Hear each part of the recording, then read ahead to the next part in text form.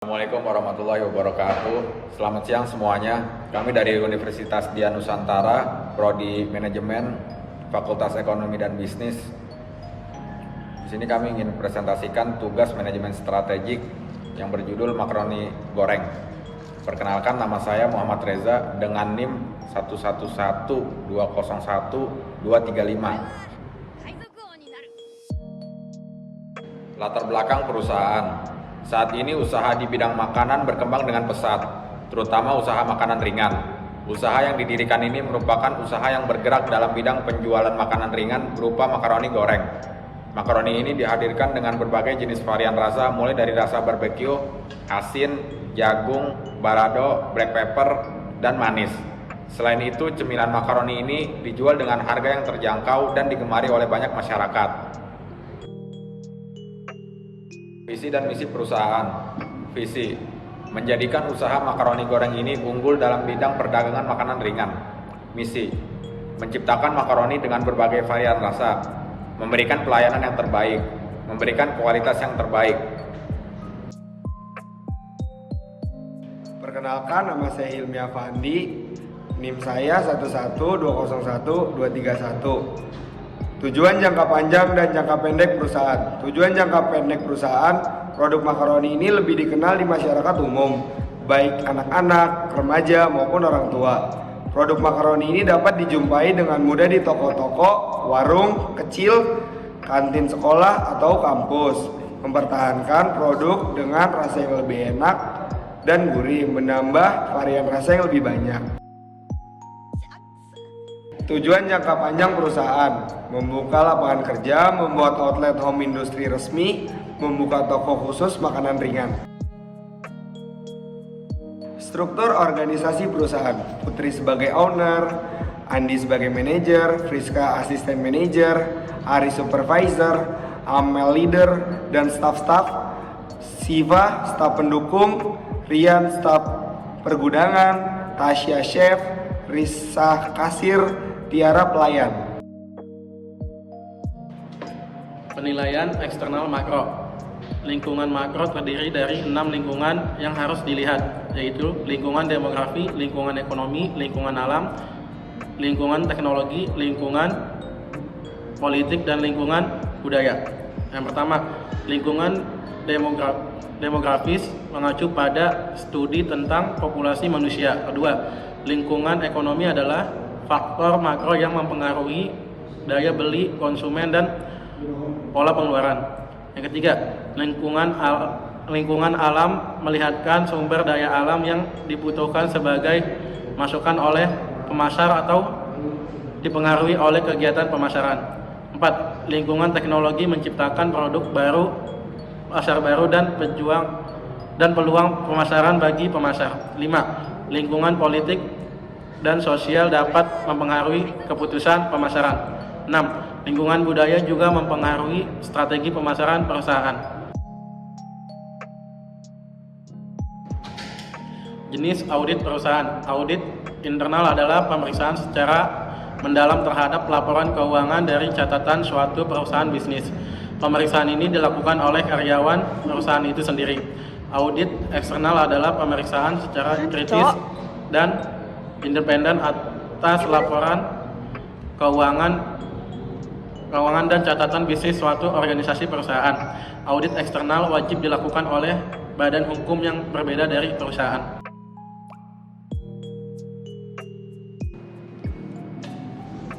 Perkenalkan, nama saya Fretresia dengan NIM 111201-249. Selanjutnya ada alat manajemen strategi perusahaan. Alat strategi yang kami gunakan adalah dengan menggunakan analisis SWOT yang telah dipaparkan pada strategi pemasaran. Dan selanjutnya kami juga menjual produk kami di beberapa e-commerce, contohnya seperti Shopee, Tokopedia, dan yang lainnya. Selanjutnya ada tipe kepemimpinan dan tipe budaya organisasi perusahaan. Tipe budaya organisasi perusahaan alasannya untuk mengorganisasikan setiap anggota serta meningkatkan suatu nilai pada organisasi itu sendiri. Dilansir dari budaya yang terjadi dalam perusahaan mengacu pada nilai, sikap, standar, serta keyakinan bersama yang menjadi dasar ciri dari organisasi untuk menentukan sifat.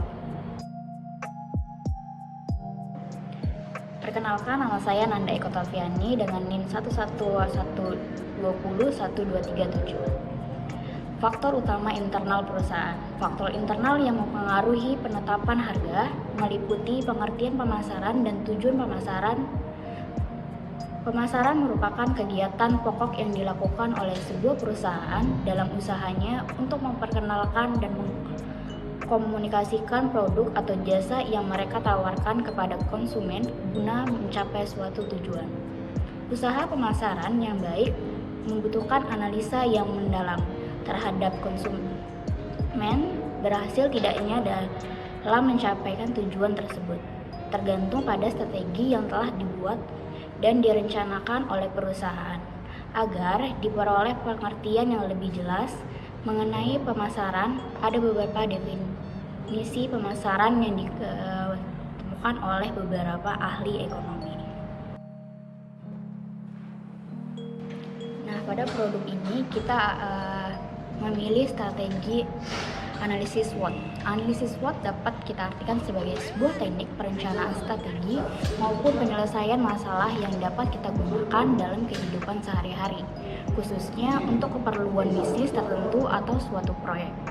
Metode ini menerapkan pada penelitian peran faktor internal maupun faktor eksternal guna menyusun strategi perencanaan ide dan penyelesaian masalah secara efektif.